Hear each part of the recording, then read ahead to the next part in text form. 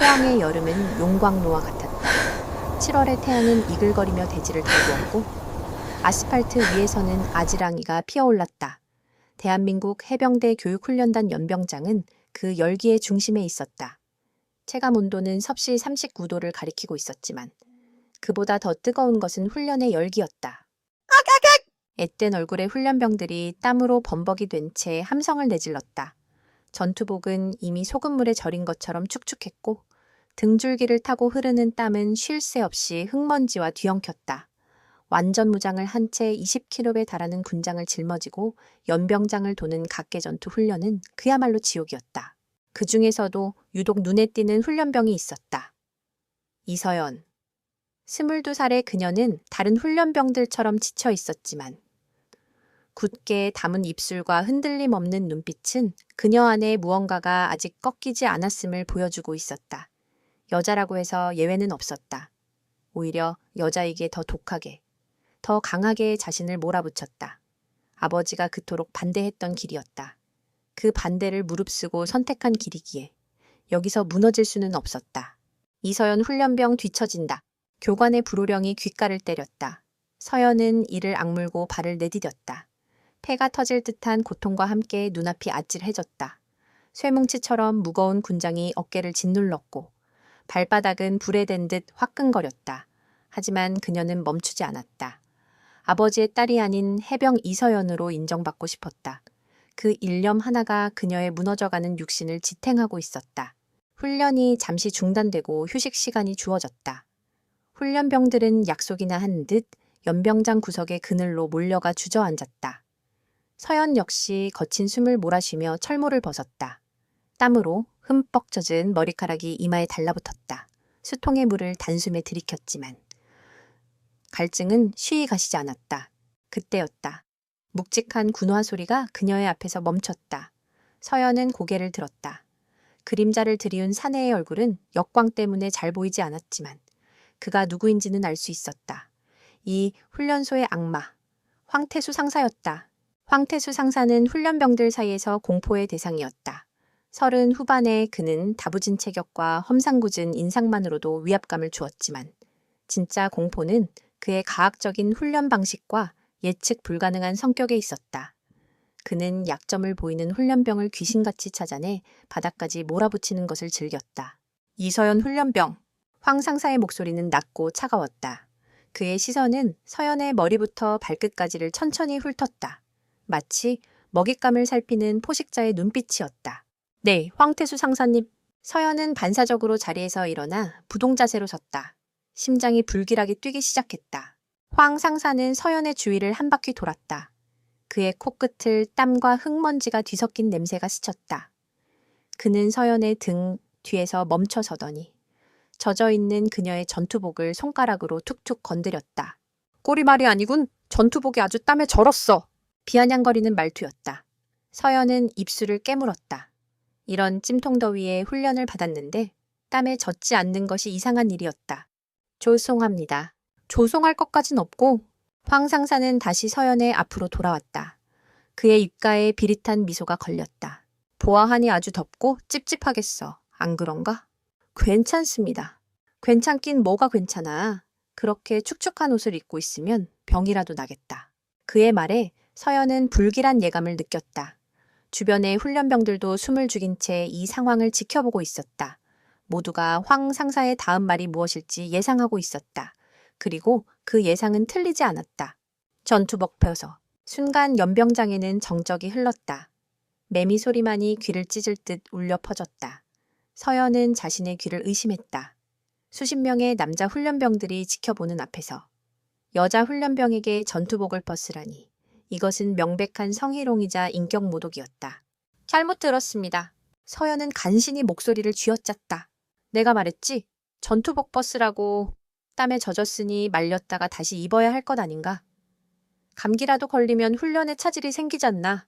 다 널 위해서 하는 말이야. 그는 너를 위해서라는 말을 강조하며 능글맞게 웃었다. 주변에 있던 몇몇 훈련병들이 키득거리는 소리가 들렸다. 서연의 얼굴이 굳어졌다. 그녀의 옆에 있던 동기 최지은이 겁에 질린 얼굴로 서연의 팔을 살짝 잡아당겼다. 하지만 서연은 움직이지 않았다. 그녀의 시선은 오직 황 상사의 눈을 향해 있었다. 그 눈 안에는 경멸과 함께 비뚤어진 즐거움이 담겨 있었다. 그는 지금 이 상황을 즐기고 있었다. 뭐 배웠겠습니다. 서연의 단호한 목소리가 연병장에 울렸다. 키득거리던 소리가 멎었다. 황 상사의 미소가 사라지고 그의 눈썹이 꿈틀거렸다. 뭐라고? 이 명령은 부당하며 따를 수 없습니다. 그녀는 군 기본법과 인권 규정을 떠올리며 말했다. 이것은 단순한 감정적 반항이 아니었다. 부당한 명령에 대한 정당한 불복종이었다. 하지만 황 상사에게 그런 논리는 통하지 않았다. 그의 세계에서 그의 말은 곧 법이었다. 훈련병의 불복종은 그의 권위에 대한 정면 도전이었다. 부당해하. 이 계집애가 군기가 빠져서 돌았나. 황 상사의 얼굴이 붉게 달아올랐다. 그는 한 걸음 다가서며 서연의 멱살을 움켜쥐었다. 여기가 어딘 줄 알고 내까짓게 명령을 거부해. 네가 지금 나한테 반항하는 거냐.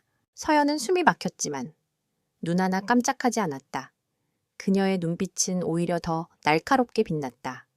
그 꺾이지 않는 눈빛이 황 상사의 분노의 기름을 부었다. 한편 훈련병들 무리 속에서 김민주는 주먹을 꽉 쥔 채 이 모든 것을 지켜보고 있었다.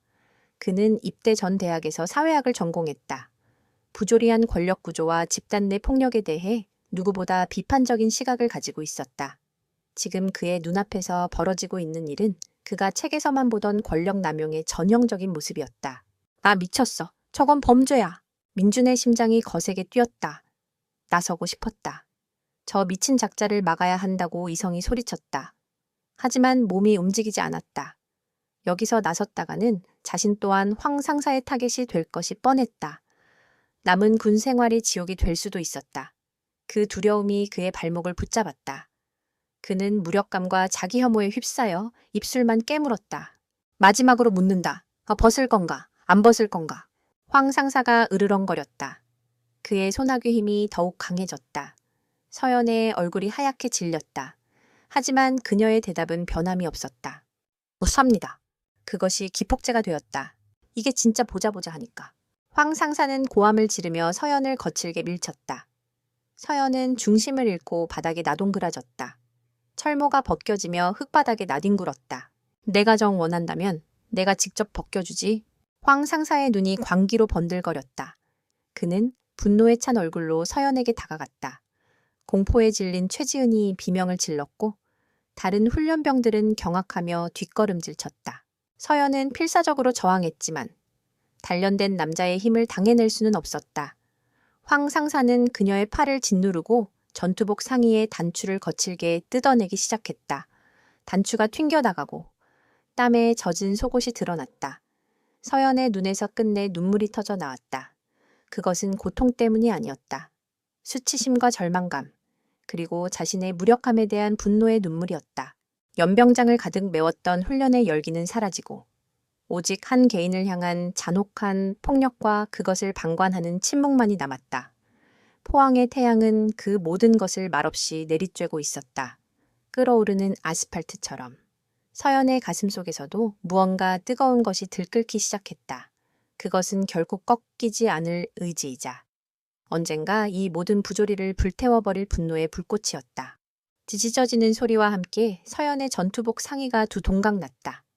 황 상사의 야수 같은 힘 앞에 옷감은 맥없이 뜯겨나갔다. 그는 만족스럽다는 듯이 씩 웃으며 찢어진 옷 조각을 흙바닥에 내던졌다. 이 개새끼. 서연은 울부짖으며 그에게 달려들려 했지만 소용없는 짓이었다. 황 상사는 가볍게 그녀의 팔을 꺾어 등 뒤로 돌렸다. 뼈가 어긋나는 듯한 고통에 서연은 비명을 질렀다. 아직 정신을 못 차렸군. 좋아. 내 그 잘난 의지가 어디까지 가는지 한번 보자. 황 상사는 주변을 둘러보았다. 그의 눈에 연병장 중앙에 우뚝 솟은 국기 개양대가 들어왔다. 그의 입가에 잔인한 미소가 번졌다. 거기 훈련용 로프 가져와. 그의 명령에 하사 한 명이 재빨리 창고로 달려가 굵은 로프를 가져왔다. 훈련병들은 이제 무슨 일이 벌어질지 예감하고 공포에 질린 얼굴로 서로를 쳐다볼 뿐이었다. 최지은은 울음을 터뜨리며 앞으로 나서려 했지만 옆에 있던 동기들이 그녀를 붙잡았다. 안 돼. 지은아, 너까지 당할 거야? 하지만 서연이가 지은은 말을 잇지 못하고 주저앉아 통곡했다. 그녀의 울음소리가 연병장에 처량하게 울려 퍼졌지만 황 상사는 눈 하나 깜짝하지 않았다. 그는 로프를 받아 들고 서연을 질질 끌고 국기 계양대로 향했다. 이거 엔와 노후란 말이야. 서연은 발버둥 쳤지만 그녀의 저항은 황 상사의 단단한 팔뚝 앞에서 무력했다. 그는 서연을 차가운 쇠기둥에 밀쳐 등을 대게 한 뒤 능숙한 솜씨로 그녀의 몸을 로프로 묶기 시작했다. 로프가 그녀의 어깨와 가슴, 허리를 파고들었다. 속옷 차림의 몸이 수십 명의 남자들 앞에 무방비로 노출되었다.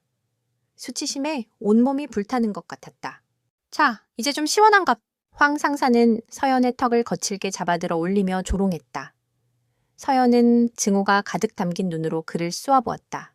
눈물이 뺨을 타고 흘러내려 턱 끝에서 뚝뚝 떨어졌다.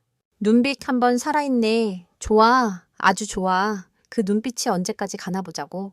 그는 서연의 몸을 단단히 묶은 뒤 만족스럽게 한 걸음 물러서서 자신의 작품을 감상했다.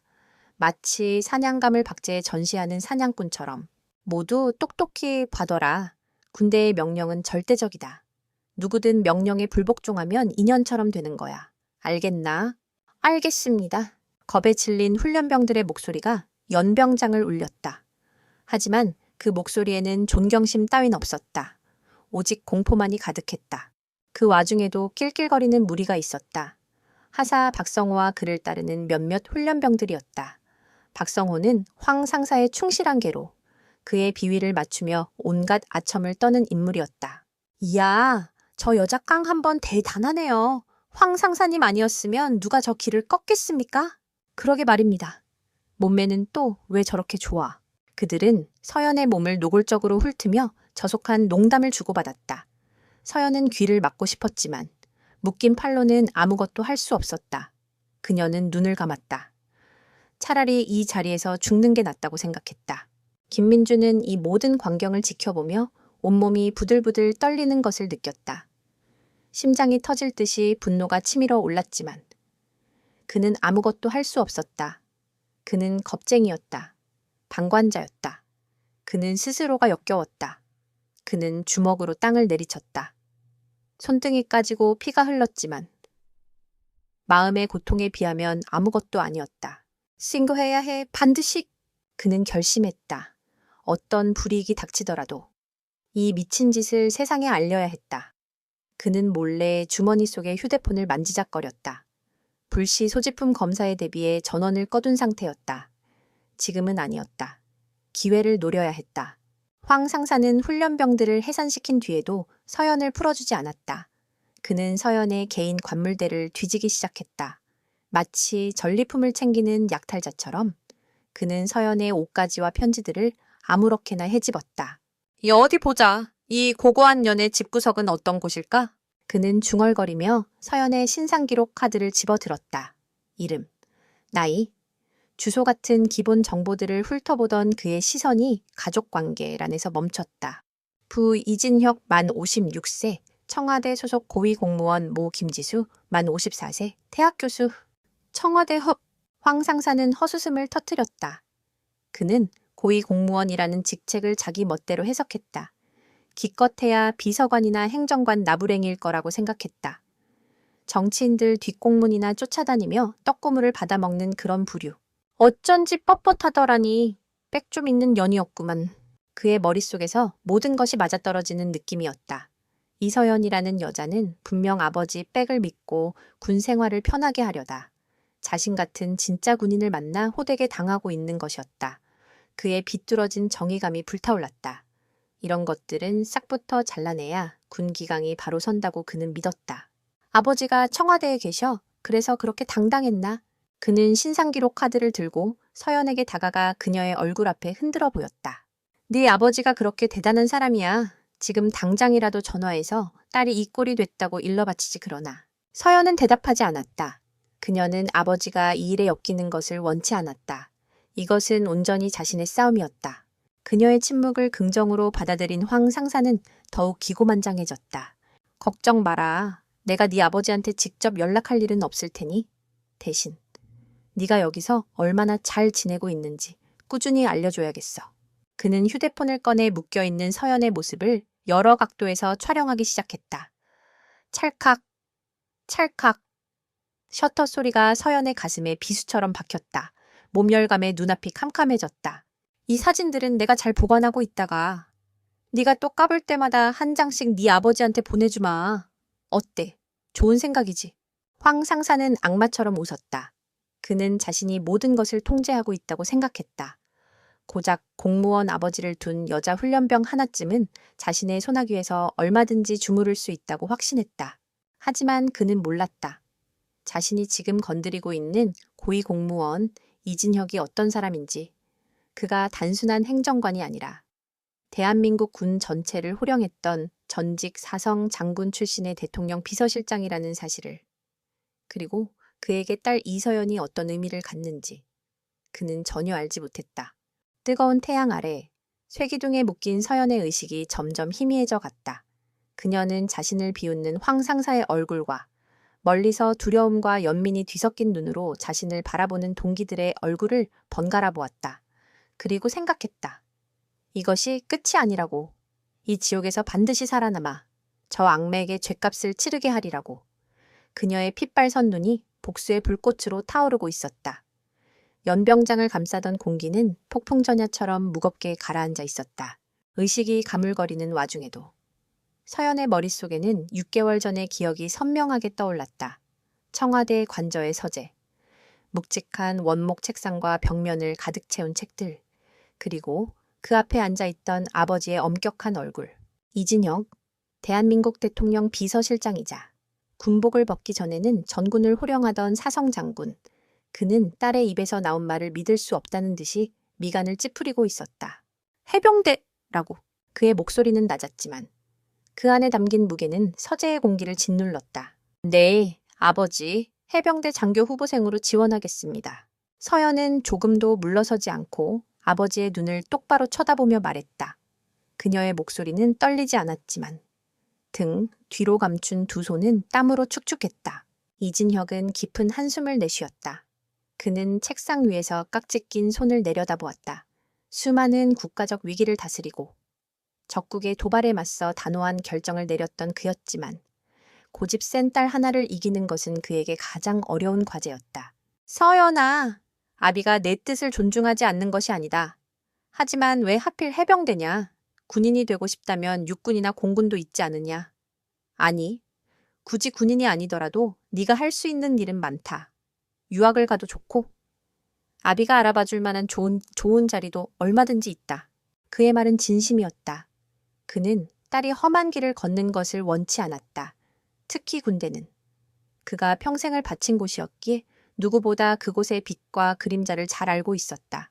그가 겪었던 수많은 위험과 부조리를 금지옥엽 같은 딸이 겪게 하고 싶지는 않았다. 아버지가 알아봐 주시는 자리요. 서연의 입가에 씁쓸한 미소가 번졌다. 그게 바로 제가 군대에, 특히 해병대에 가려는 이유예요. 저는 더 이상 이진혁의 딸로 살고 싶지 않아요. 제가 가는 곳마다. 제가 무언가를 이룰 때마다 사람들은 제 노력은 보지 않고 역시 이진혁 실장님 따님이야 라고 말해요. 저는 그 말이 지긋지긋해요. 그녀의 목소리가 조금씩 높아졌다. 그동안 가슴속에 쌓아두었던 울분이 터져나왔다. 제가 명문대에 합격했을 때도, 학생회장으로 당선되었을 때도, 심지어 봉사활동 상을 받았을 때조차도 사람들은 아버지의 후광을 먼저 봤어요. 저 이서연이라는 개인은 없었어요. 언제나 아버지의 그림자 속에서 살아야 했죠. 이진혁은 아무 말도 할 수 없었다. 딸의 말이 비수처럼 그의 가슴에 박혔다. 그는 딸에게 최고의 환경을 제공하고 그녀의 앞길에 놓인 돌부리를 치워주는 것이 아버지의 사랑이라고 믿었다. 하지만 그 사랑이 오히려 딸에게는 거대한 그림자이자 족쇄가 되었음을 그는 이제야 깨닫고 있었다. 그래서 가장 힘들고 가장 아버지의 영향력이 미치지 않을 것 같은 곳으로 가려는 거냐? 네, 제 힘으로, 온전히 저 혼자 힘으로 무언가를 해내고 싶어요. 대한민국에서 가장 강한 남자들만 간다는 그곳에서. 여자라는 편견과 싸우고 제 한계를 시험하고 마침내 제 자신을 증명해 보이고 싶어요. 그렇게 해서 제 스스로의 이름으로 당당히 서고 싶어요. 서연의 눈빛은 결연했다. 그 안에는 한치의 망설임도 없었다. 이진혁은 딸의 눈에서 젊은 시절 자신의 모습을 보았다. 오직 국가에 대한 충성심과 자신의 신념 하나만으로 최전방을 지원했던 23세 이진혁 소위. 그는 결국 고개를 끄덕일 수밖에 없었다. 자식 이기는 부모 없다는 옛말은 틀리지 않았다. 알겠다. 네가 정 그 길을 가겠다면 막지 않으마. 그는 자리에서 일어나 서재 창가로 걸어갔다. 창밖으로 경복궁의 고즈넉한 풍경이 보였다. 다만 이것 하나만은 약속해다오. 힘들면, 정말 죽을 만큼 힘들고 부당한 일을 당하면 언제든 아비에게 연락하거라. 네가 아무리 아버지의 이름을 지우려 해도 나는 네 아비다. 무슨 일이 있어도 너를 지킬 것이다. 감사합니다, 아버지. 서연은 고개를 숙였다. 아버지의 마지막 말에 눈시울이 뜨거워졌지만 애써 눈물을 참았다. 며칠 후 서연은 자신의 방에서 해병대 입대 지원서를 작성했다. 모든 항목을 꼼꼼히 채워나가던 그녀의 펜이 보호자 직업란에서 멈칫했다. 대통령 비서실장, 이 네 글자를 쓰는 순간 그녀가 지금까지 다짐했던 모든 것이 물거품이 될 것 같았다. 그녀의 지원서는 특별관리 대상으로 분류될 것이고 훈련소에 입소하는 순간부터 모든 교관과 조교들은 그녀를 이진혁의 딸로 대할 것이었다. 잠시 고민하던 서연은 결국 그 칸에 이렇게 적었다. 청와대 소속 고위 공무원? 틀린 말은 아니었다. 하지만 그 안에는 엄청난 차이가 있었다. 이 한 줄의 문장으로 그녀는 아버지라는 거대한 방패를 스스로 내려놓았다. 이제 그녀는 완벽한 무방비 상태로 전쟁터에 뛰어드는 신병과 같았다. 두려웠지만 동시에 해방감을 느꼈다. 시간은 흘러 입소 날이 되었다. 훈련소 앞에서 마지막으로 어머니를 끌어안았을 때 어머니는 결국 눈물을 터뜨렸다. 아버지는 말없이 그녀의 어깨를 두드려 주었다. 그 무뚝뚝한 손길에서 수만 가지 감정이 느껴졌다. 마음 건강히 다녀오겠습니다. 서연은 경례를 붙이고 뒤돌아섰다. 다시는 뒤돌아보지 않으리라 다짐하며 훈련소 안으로 걸어 들어갔다. 훈련소 생활은 상상 이상으로 힘들었다. 하지만 서연은 이를 악물고 버텼다. 고된 훈련 속에서 동기들과 끈끈한 전우애를 쌓아갔다. 특히 경상도 출신의 쾌활한 성격을 가진 최지은과는 금세 단짝이 되었다. 어느 날 밤, 취침 전 생활관에서 동기들과 두런두런 이야기를 나누던 중이었다. 한 동기가 지은에게 물었다. 야, 최지은, 넌 아버지가 뭐 하시는 분이냐? 지난번에 면회 오신 거 보니까 포스가 장난 아니던데. 우리 아빠, 하하. 그냥 작은 무역회사 사장님이셔. 겉보기만 그렇지. 알고 보면 완전 딸바보야. 지은은 자랑스럽게 말했다. 이어서 시선은 자연스럽게 서연에게로 향했다. 서연아, 너는 한 번도 가족 얘기한 적 없잖아. 아버지는 뭐 하셔? 모두의 시선이 서연에게 쏠렸다. 서연은 순간 당황했지만 이내 태연한 표정을 지으며 준비했던 대답을 꺼냈다. 우리 아버지는 그냥 평범한 공무원이셔. 오, 공무원 어디서 근무하시는데? 청와대에서. 우와, 청와대 대박. 그럼 맨날 대통령님도 뵙겠다. 완전 높으신 분 아니야? 동기들이 부러움 섞인 탄성을 질렀다. 서연은 쓴웃음을 지으며 고개를 저었다. 아니야. 그냥 여러 공무원들 중 한 명일 뿐이야. 너희들이 생각하는 그런 대단한 분 아니셔. 그녀는 그렇게 자신의 비밀을 지켜냈다. 동기들은 그녀의 말을 그대로 믿었다. 그 누구도 그녀의 아버지가 뉴스에 매일같이 등장하는 대통령의 최측근, 이진혁 비서실장이라고는 상상조차 하지 못했다. 그녀는 그렇게 평범한 이서연으로 동기들과 어울리며 오직 자신의 힘으로 모든 훈련을 통과하고 있었다. 물론 힘들 때마다 아버지의 마지막 말이 떠올랐다. 힘들면 언제든 연락하거라. 전화기만 들면 이 모든 고통을 끝낼 수 있다는 유혹이 악마처럼 속삭였다. 하지만 그녀는 단 한 번도 그러지 않았다. 이것은 그녀 스스로 선택한 길이자 그녀 자신과의 싸움이었기 때문이다. 다시 현재, 서연은 자신을 묶은 로프의 거친 감촉과 피부를 태우는 듯한 햇살을 느끼며 과거의 기억에서 깨어났다. 귓게는 황 상사의 비웃음 소리와 동기들의 웅성거림이 맴돌았다. 아버지. 그녀는 속으로 아버지를 불렀다. 하지만 그것은 도움을 요청하는 외침이 아니었다. 저는 괜찮아요. 절대로 무너지지 않을 거예요. 아버지의 딸은 이렇게 약하지 않아요. 그러니 제발 저 때문에 힘들어하지 마세요. 그녀는 스스로에게 그리고 멀리 있을 아버지에게 다짐했다. 혼자서 버텨내겠다고. 이 시련은 온전히 자신의 힘으로 이겨내겠다고. 그녀는 굳게 다짐했다. 그러나 운명은 그녀의 그 처절한 다짐을 비웃기라도 하듯 이미 보이지 않는 곳에서 거대한 폭풍을 준비하고 있었다. 그녀가 스스로 내려놓았던 아버지의 이름이 이제 그녀의 의지와는 상관없이 거대한 파도가 되어 이 훈련소를 덮치려 하고 있었다. 그날 밤, 생활관은 죽음처럼 고요했다. 규칙적인 동기들의 숨소리만이 어둠 속에서 낮게 울려 퍼졌다. 하지만 김민주는 잠들 수 없었다. 그는 1층 침대에 누워 눈을 감은 채 낮에 있었던 끔찍한 광경을 몇 번이고 되새김질했다. 눈을 감으면 쇠기둥에 묶여있던 이서연의 모습이 떠올랐다. 수치심과 분노로 얼룩진 그녀의 얼굴, 증오로 불타던 눈빛, 그리고 그 모든 것을 즐기던 황태수 상사의 악마 같은 미소. 그 장면들은 그의 뇌리에 낙인처럼 찍혀 지워지지 않았다. 그는 무력했다. 부조리를 눈앞에서 목격하고도 아무것도 하지 못했다는 죄책감이 그의 양심을 좀먹고 있었다. 대학 시절, 그는 누구보다 뜨거운 학생이었다. 사회 부조리를 비판하고 정의를 외치던 토론 동아리의 핵심 멤버였다. 그는 입버릇처럼 말했다. 침묵은 암묵적인 동의이며 방관은 가장 비겁한 악이다. 하지만 오늘 그는 가장 비겁한 방관자였다. 그가 그토록 경멸하던 바로 그 모습이었다. 어쩔 수 없었어. 내가 나섰다면 나도 똑같이 당했을 거야. 마음속에서 비겁한 변명이 고개를 들었지만 그는 스스로를 용납할 수 없었다.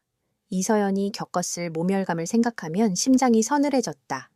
만약 저게 내 누이였다면, 내 여자친구였다면 과연 그때도 이렇게 침묵하고만 있었을까? 아니, 그는 자리에서 벌떡 일어나고 싶었다. 당장이라도 황태수의 멱살을 잡고 그를 끌어내리고 싶었다. 하지만 현실은 차가웠다. 계급 사회인 군대에서 훈련병은 최하층 존재였다. 상사에 대한 항명은 상상조차 할 수 없는 일이었고 그 결과는 끔찍할 것이었다. 그때 그의 머릿속에 한 가지 생각이 스쳤다. 국방 헬프콜, 입소 첫날 교육 시간에 들었던 내용이었다. 군대 내 부조리나 인권 침해를 신고할 수 있는 익명 제보 시스템. 그래, 그거다. 직접 나설 용기가 없다면 시스템을 이용하는 수밖에 없다. 민주는 조심스럽게 몸을 일으켰다. 그의 움직임에 침대가 작게 삐걱거렸다. 그는 숨을 죽이고 주변을 살폈다. 모두 깊이 잠들어 있었다. 그는 살금살금 침대에서 내려와 자신의 관물대로 향했다. 휴대폰은 전투복 하에 깊숙한 주머니에 숨겨두었다. 원래는 반입 금지 물품이었지만 그는 만약을 대비해 몰래 가져왔고 운 좋게 소지품 검사를 피할 수 있었다. 그는 떨리는 손으로 휴대폰을 꺼냈다. 차가운 금속의 감촉이 그의 결심을 더욱 굳건하게 만들었다. 생활관 안에서는 위험했다.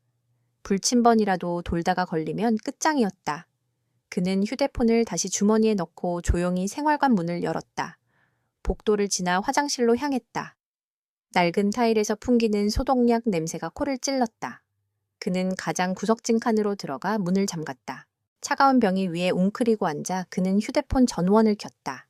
희미한 불빛이 어두운 화장실 칸을 밝혔다.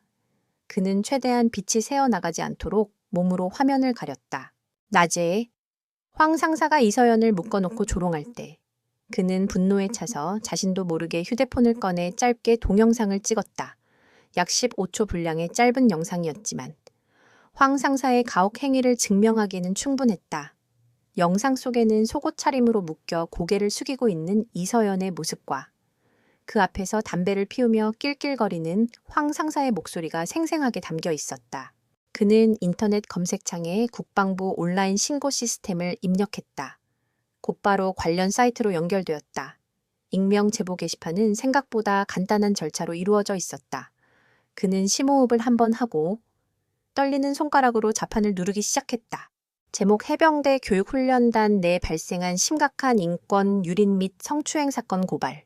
내용 본인은 현재 해병대 교육훈련단에서 훈련 중인 훈련병입니다. 금일 훈련단 소속 황태수 상사가 모든 훈련병이 보는 앞에서 이서연 여성훈련병에게 강압적으로 전투복을 탈의하도록 명령하였습니다. 이서연 훈련병이 이를 거부하자 황 상사는 폭력을 사용하여 강제로 전투복을 찢고 속옷 차림으로 연병장 국기 개양대에 로프로 묶어 수시간 동안 방치하였습니다. 이 과정에서 황 상사는 피해자에게 차마 입에 담을 수 없는 언어적 성희롱과 모욕을 가했으며 다른 훈련병들에게 위압감을 조성하여 해당 행위를 정당화하려 시도했습니다. 이는 명백한 직권남용이자 군형법을 위반하는 가혹행위이며 한 인간의 존엄성을 짓밟는 심각한 범죄 행위입니다. 피해자는 현재 극심한 정신적 충격과 육체적 고통을 겪고 있으며 가해자의 협박과 부대 내 폐쇄적인 분위기로 인해 스스로 도움을 요청할 수 없는 상황에 놓여 있습니다. 부디 신속하고 철저한 조사를 통해 가해자를 엄벌에 처해 주시고 피해자를 보호해 주시길 간곡히 부탁드립니다. 그는 잠시 망설이다가 마지막 문장을 덧붙였다. 저는 제보로 인해 겪게 될 어떠한 불이익도 감수할 준비가 되어 있습니다. 더 이상 군대라는 이름 아래 이러한 비인간적인 폭력이 용납되어서는 안 됩니다. 그는 자신이 쓴 글을 몇 번이고 다시 읽었다. 감정적인 표현은 최대한 배제하고 사실 관계를 명확하게 전달하는 데 집중했다. 그리고 마지막으로 파일 첨부 버튼을 눌러 낮에 찍어두었던 15초짜리 동영상을 업로드했다. 업로드바가 천천히 차오르는 동안 그의 심장은 미친 듯이 뛰었다. 이제 돌이킬 수 없었다. 전송 버튼을 누르는 순간 그는 거대한 폭풍의 한가운데로 걸어 들어가는 것이었다. 두려움이 엄습했다. 발각되면 어떻게 될까? 황 상사는 분명 자신을 가만두지 않을 것이다. 남은 군 생활은 지옥 그 자체가 될 것이다. 어쩌면 의가사 제대를 당하거나 불명예스러운 기록을 남기게 될지도 모른다. 그의 손가락이 전송 버튼 위에서 망설였다. 바로 그 순간 화장실 문이 삐걱거리며 열리는 소리가 들렸다. 민주는 심장이 멎는 것 같았다. 그는 황급히 휴대폰 화면을 끄고 몸을 웅크렸다. 군화 발자국 소리가 점점 가까워졌다. 불침번 근무자였다. 누구야, 안에 누구 있어?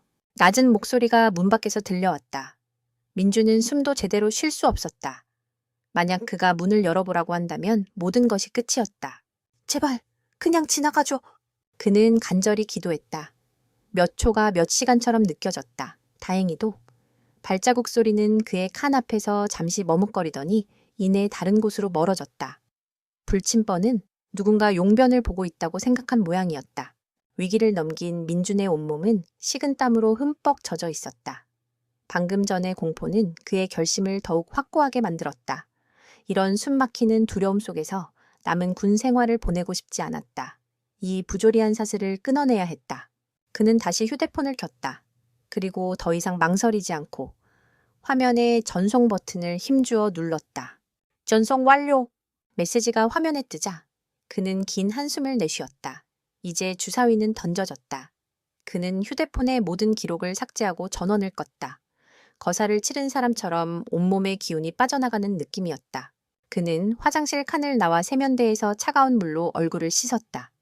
거울에 비친 자신의 얼굴은 낯설었다. 겁에 질려 있었지만 동시에 후련해 보였다. 그는 이제 더 이상 비겁한 방관자가 아니었다. 그는 자신의 양심에 따라 행동했다. 앞으로 어떤 일이 닥치든 그는 그 결과를 감당할 생각이었다. 조용히 생활관으로 돌아온 민주는 자신의 침대에 누웠다.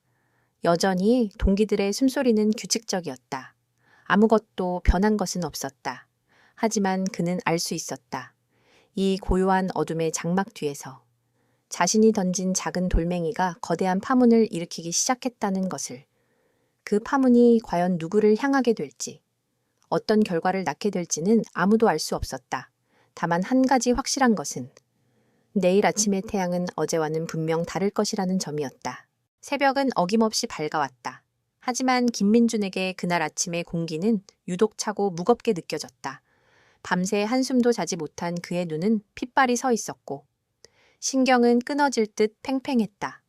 그는 애써 태어난 척 다른 훈련병들과 함께 아침 점회에 나섰지만 심장은 발각될지도 모른다는 공포로 세차게 뛰고 있었다. 황태수 상사는 평소와 다름없어 보였다. 그의 날카로운 눈빛이 훈련병들의 대열을 훑었지만 민준의 얼굴에서 특별히 더 오래 머무르지는 않았다. 아직 모르는 건가? 민주는 잠시 안도했지만 그 안도감은 오래가지 못했다. 폭풍 전의 고요함일 수도 있었다. 불길한 예감은 점호가 끝난 직후 현실이 되었다. 황 상사의 충견. 박성호 하사가 그의 패거리 몇 명과 함께 민준에게 다가왔다. 박성호는 비열한 미소를 입에 걸고 있었다. 어이, 김민준 훈련병. 어젯밤에 잠은 잘 잤나? 무슨 일이지? 민준은 경계심을 늦추지 않고 대답했다. 박성호는 과장되게 어깨를 으쓱하며 그의 주위를 빙빙 돌았다. 아니, 그냥 궁금해서. 왠지 낯빛이 안 좋아 보여서 말이야. 혹시 밤새 잠 못 이루고 나쁜 짓이라도 한 거 아닌가 해서. 나쁜 짓이라는 단어에 힘을 주는 그의 말투에서 민주는 모든 것을 직감했다. 걸렸다. 어떻게 알았는지는 모르지만 그는 알고 있었다. 박성호는 어젯밤 불침번 근무자였다. 화장실에서 나는 희미한 불빛과 수상한 소리를 그는 놓치지 않았다. 그는 직감적으로 무언가 잘못되고 있음을 느끼고 아침 일찍 화장실을 다시 확인했다. 그리고 병이 뒤 구석에 떨어져 있는 작은 메모리 카드를 발견했다. 아마 민준이 급하게 증거를 인멸하다가 실수로 떨어뜨린 모양이었다. 박성호는 그것을 자신의 휴대폰에 꽂아보고는 쾌재를 불렀다. 그 안에는 이서연이 묶여있는 동영상 원본이 고스란히 담겨 있었다. 이것이야말로 황 상사에게 충성을 증명할 절호의 기회였다. 무슨 소리를 하는 건지 모르겠군. 민주는 끝까지 시치미를 뗐지만 박성호는 코웃음을 쳤다. 모르겠어. 그럼 알게 해줘야지. 황 상사님께서 널 좀 보시자는데 좋은 말 할 때 따라와. 박성호와 그의 패거리들이 민준을 둘러쌌다. 저항은 무의미했다. 그는 순순히 그들을 따라 나설 수밖에 없었다. 그들이 민준을 데려간 곳은 훈련장 뒤편에 인적이 드문 창고였다. 녹슨 철문이 끼익 소리를 내며 열리자 안에서는 황태수 상사가 팔짱을 낀 채 그를 기다리고 있었다. 왔으나 배신자 새끼. 황 상사의 목소리는 얼음장처럼 차가웠다. 그의 손에는 민준이 떨어뜨렸던 바로 그 메모리 카드가 들려 있었다. 이게 뭔지 설명해 보시지? 민준은 아무 말도 할 수 없었다. 심장이 바닥으로 쿵 떨어지는 것 같았다. 네가 감히 나를 찔러 이등병 나부랭이가 상사를 고발해 네가 군대가 뭔지 아직 제대로 배우지 못한 모양이군. 황 상사는 천천히 민준에게 다가왔다. 그의 눈은 분노로 이글거렸다. 하지만 그는 소리치지 않았다. 오히려 조용히 속삭이는 그의 목소리가 더 소름꽉 끼쳤다. 내가 여기서 너 하나 병신 만드는 거. 일도 아니야. 훈련 중에 사고로 다리가 부러질 수도 있고 실탄 사격장에서 오발이 날 수도 있지. 아무도 의심하지 않을 거야. 그저 운이 없는 훈련병 하나가 재수없게 사고를 당했다고 생각하겠지. 그것은 명백한 살해 협박이었다. 민준의 온몸에서 식은땀이 흘렀다. 왜 그랬지? 그 계집애가 시키기라도 하던. 아닙니다. 아니면 내놈 혼자 정의의 사도라도 된 것 같았나? 동료를 팔아먹는 게 내놈이 말하는 정의인가? 동료를 판 것이 아닙니다. 잘못된 것을 바로잡으려 했을 뿐입니다. 민주는 두려웠지만 자신의 신념을 굽히고 싶지는 않았다. 그 말에 황 상사의 얼굴이 일그러졌다. 잘못된 것 이 새끼가 아직도 상황 파악이 안 되네. 박 하사. 저희 상사님, 이놈한테 군대엔 정의가 뭔지 전우회가 뭔지 몸으로 똑똑히 가르쳐줘라. 다시는 헛소리 못하도록 주둥이도 좀 손봐주고. 황 상사의 말이 떨어지기 무섭게 박성호와 그의 패거리들이 민준에게 달려들었다. 창고 안은 순식간에 아수라장이 되었다. 주먹과 발길질이 비 오듯 쏟아졌다. 민준은 속수무책으로 맞았다. 복부를 강타당하는 순간 숨이 턱 막혔고 입술이 터져 비릿한 피맛이 입안에 번졌다. 이게 우리를 배신한 대가다. 내까짓 게 뭔데 우리를 신고해. 그들은 민준을 짓밟으며 소리쳤다. 그들의 눈에는 광기가 서려 있었다. 이것은 단순한 폭행이 아니었다. 집단의 배신자를 처단하는 의식과도 같았다. 민준의 의식이 점점 흐려졌다. 고통 속에서 그는 이서연을 떠올렸다. 그녀는 혼자서 이보다 더한 모멸감을 견뎌냈을 터였다. 미안하다. 결국 아무것도 바꾸지 못했어. 한편 그 시각 이서연은 연병장 구석에서 화장실 청소를 하고 있었다. 어제 사건에 대한 벌이었다. 황 상사는 일부러 그녀에게 가장 더럽고 굴욕적인 일을 시켰다. 그녀는 칫솔 하나로 병이 구석구석을 닦으며 수치심을 견디고 있었다. 그때 창고 쪽에서 희미하게 들려오는 비명 소리를 들었다. 처음에는 잘못 들었으리라 생각했다. 하지만 간헐적으로 이어지는 신음과 고함 소리에 그녀는 불길한 예감을 느꼈다. 그녀는 조심스럽게 자리에서 일어나 창고 쪽으로 다가갔다. 녹슨 철문 틈으로 안을 들여다본 순간 서연은 자신의 눈을 의심했다. 김민준 훈련병이 피투성이가 된 채 바닥에 쓰러져 있었고 박성호 무리가 그를 둘러싸고 발길질을 하고 있었다. 그리고 그 모든 것을 황 상사가 만족스러운 표정으로 지켜보고 있었다. 그만둬. 서연은 자신도 모르게 소리치며 창고 문을 활짝 열었다. 갑작스러운 그녀의 등장에 모두의 시선이 집중되었다. 박성호의 발길질이 멈췄다. 지금 뭐 하는 짓들이야? 서연은 쓰러져 있는 민준에게 달려갔다. 그의 얼굴은 멍과 피로 얼룩져 거의 알아볼 수 없을 정도였다. 김민준 훈련병 정신 차려. 치마. 민준은 힘겹게 눈을 뜨며 속삭였다. 너까지 위험해져. 황 상사는 이 어이없는 상황에 잠시 멍하니 서 있다가 이내 흥미롭다는 듯이 웃기 시작했다. 하하하, 이거 정말 가관이군. 정의의 사도 나으리가 쓰러지니. 공주님이 직접 구하러 오셨나 너희들. 아주 잘들 논다. 당신, 인간이야 어떻게 동료 훈련병을 이렇게까지 만들 수 있어. 서연은 분노에 차서 황 상사에게 소리쳤다. 동료 저놈은 동료를 팔아먹은 배신자야. 그리고 너는 그 배신자를 사주한 주동자고. 황 상사는 서연의 턱을 거칠게 움켜쥐었다. 내가 모를 줄 알았나. 내년이 뒤에서 이놈을 조종해서 날 엿먹이려 했다는 거. 하지만 어쩌나. 계획이 좀 틀어진 것 같군. 무슨 소리야. 난 아무것도 몰라. 모른다고 좋아. 그럼 이제부터 알게 해주지. 황 상사의 눈이 번뜩였다. 그는 서연의 팔을 잡아 끌어 쓰러져 있는 민준의 앞에 내동댕이 쳤다. 네가 저지른 짓 때문에 네 동료가 이 꼴이 됐다. 이제 네가 책임져야지. 그는 박성호에게 눈짓했다. 걔 여기 청소 도구들 가져와. 잠시 후 박성호는 더러운 걸레와 양동이를 들고 왔다. 김민준 훈련병. 황 상사가 민준을 불렀다. 이건 상사님. 민준은 신음하며 대답했다. 똑똑히 봐라. 지금부터 내 공주님이 널 위해 어떻게 희생하는지. 황 상사는 서연의 머리채를 잡아챘다. 그리고 바닥에 흥건한 민준의 피와 흙먼지를 가리켰다. 헛다. 뭐라고. 귀가 먹었나. 내 동료가 흘린 이 더러운 피. 내 혀로 깨끗하게 핥으라고 했다. 그것은 인간의 존엄성을 완전히 파괴하는 명령이었다. 서연의 온몸이 부들부들 떨렸다. 주변에 있던 박성호 무리조차 순간 당황한 기색을 보였다. 싫어. 죽어도 못해. 못해? 그럼 네가 못할 때마다 네 동료의 뼈가 하나씩 부러질 거다. 황 상사는 민준의 팔을 발로 짓밟았다. 끔찍한 비명과 함께 민준의 팔이 부자연스러운 각도로 꺾였다. 아, 그만 제발 그만해. 서연은 절규했다. 그녀는 선택의 여지가 없었다. 그녀가 저항할수록 민준의 고통만 커질 뿐이었다. 그녀의 눈에서 뜨거운 눈물이 쏟아졌다. 그녀의 자존심, 신념, 모든 것이 산산조각 나고 있었다. 결국 그녀는 천천히 고개를 숙였다. 차갑고 비릿한 바닥이 그녀의 입술에 닿았다. 그 순간 서연의 세상은 무너져 내렸다. 창고 안의 공기는 절망의 무게로 가득 차 있었다. 김민주는 부러진 팔의 고통보다 더한 심장의 통증을 느끼며 그 처참한 광경 앞에서 의식을 잃어갔다. 서울 용산구 국방부 청사, 대한민국의 심장과도 같은 곳. 그곳의 지하 벙커에 위치한 사이버사령부 통합관제센터는 24시간 잠들지 않았다. 수십 개의 대형 스크린이 정운의 네트워크 트래픽과 보안 상황을 실시간으로 보여주고 있었고 수십 명의 요원들이 잿빛 모니터 앞에서 분주하게 움직였다. 그날 새벽 3시 17분 한 당직 근무자의 모니터에 작은 경고창이 떴다. 익명 제보 시스템에 새로운 게시물이 등록되었다는 알림이었다. 대부분은 사소한 불평이나 허위 신고였기에 당직 근무자는 대수롭지 않게 파일을 클릭했다.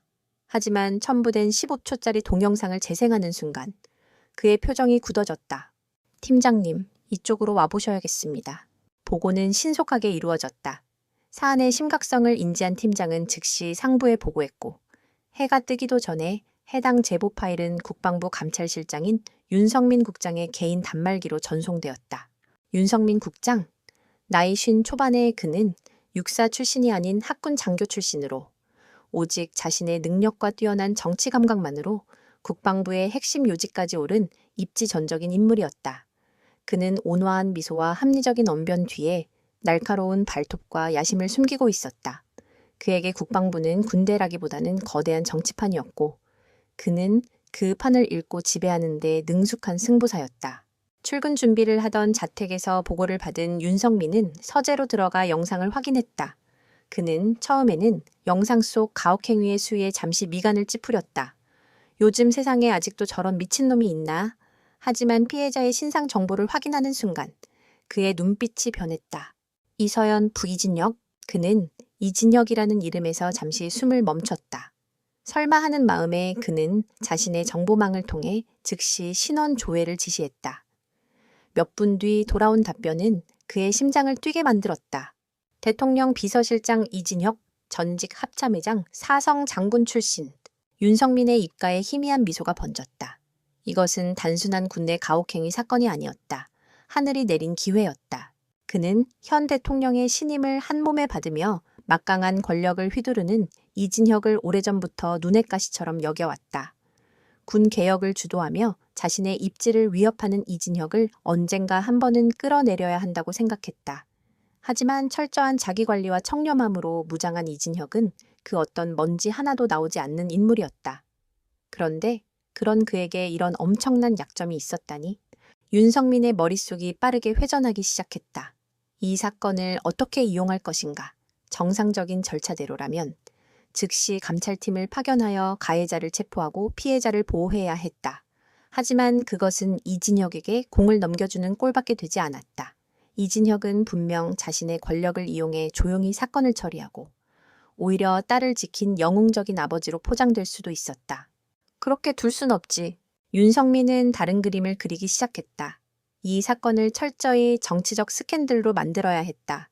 이진혁 개인의 비리가 아닌 청와대 핵심 인사의 가족 문제로 비화시켜 정권 전체에 타격을 입히는 것이다. 그는 즉시 두 가지 지시를 내렸다. 첫 번째는 포항의 해병대 교육훈련단장이었다. 그는 단장에게 직접 전화를 걸었다. 단장, 자네 부대에서 불미스러운 일이 있었던 것 같더군. 자세한 내용은 묻지 않겠네. 다만 국방부에서 공식적인 지시가 내려가기 전까지 절대 외부에 알려져서는 안 돼. 관련된 인물들 전부 입단속시키고 자체적으로 조용히 해결하게. 이건 명령이야. 단장은 윤 국장의 갑작스러운 전화에 당황했지만 그의 목소리에 담긴 압박감에 알겠다는 말밖에 할 수 없었다. 이로써 공식적인 군 내부 보고 체계는 차단되었다.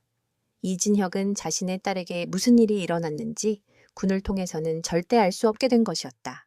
두 번째 전화는 그가 오랫동안 관리해온 한 시사주간지의 정치부 기자에게였다. 초회 기자, 오랜만이네. 내가 재밌는 장난감 하나 줄까 하는데. 윤성민은 영상 파일과 함께 교묘하게 왜곡된 정보를 기자에게 흘렸다. 그는 황 상사의 가혹 행위보다는 청와대 실세의 딸이 군대에서 특별 대우를 받으려다 문제를 일으켰다는 뉘앙스를 강하게 풍겼다. 이진혁 실장 딸이 해병대에 갔다는 것 자체가 뉴스거리 아니겠나. 그런데 거기서 이런 사고까지 쳤다니. 뭔가 구린 냄새가 나지 않아? 한번 잘 파헤쳐봐. 이건 그냥 가십이 아니라 정권의 도덕성과 관련된 큰 건이 될 수 있어. 최 기자는 정치적 야망이 있는 인물이었다. 그는 윤성민이 던져준 떡밥의 의미를 즉시 알아차렸다. 이것은 단순한 특종이 아니라 자신의 이름을 정치권에 알릴 절호의 기회였다. 알겠습니다. 국장님, 절대 실망시켜드리지 않겠습니다. 모든 판을 짜놓은 윤성민은 만족스러운 미소를 지으며 마지막 퍼즐을 맞추기 위해 전화를 들었다. 청와대 비서실장 직통 번호였다. 이제 이진혁을 직접 상대할 시간이었다. 청와대 비서실장실.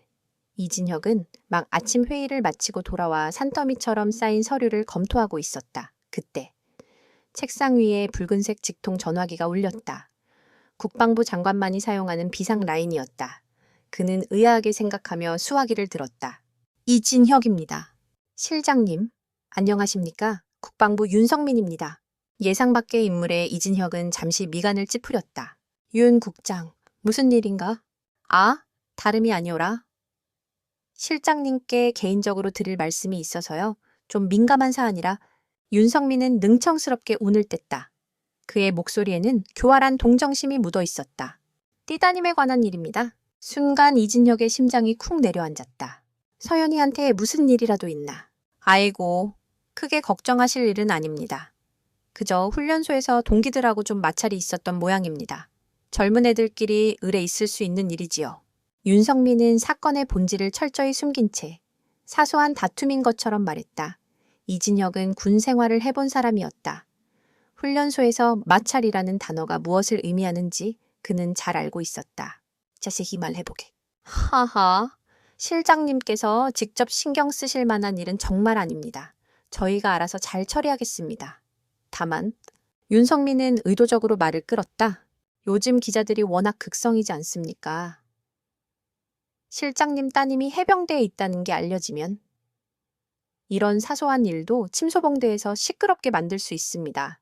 아시겠지만 지금 정권에 흠집을 내려는 세력들이 얼마나 많습니까? 그래서 미리 실장님께 귀띔이라도 해드리는 게 도리일 것 같아서요. 그것은 명백한 협박이었다. 사건을 덮어줄 테니 이번 일로 자신에게 빚을 졌다는 것을 알아두라는 무언의 압력이었다. 이진혁은 분노가 치밀었지만 일단은 냉정을 유지했다. 그래서 자네가 하고 싶은 말이 뭔가? 뭐려? 저는 그저 실장님의 심려를 덜어드리고 싶을 뿐입니다. 이 일은 제가 책임지고 조용히 마무리 짓겠습니다. 그러니 실장님께서는 국정에만 전념하십시오. 참으로 역겨운 위선이었다. 이진혁은 수화기를 부술듯이 꽉 쥐었다. 아, 그리고 참고하시라고 관련 영상 하나 보내드리겠습니다. 윤성민의 말이 끝나자마자 이진혁의 개인 단말기로 메시지 도착 알림이 울렸다. 그는 떨리는 손으로 파일을 열었다. 그리고 그는 보았다. 자신의 금지옥엽 외동딸이 속옷바람으로 쇠기둥에 묶여있는 모습을.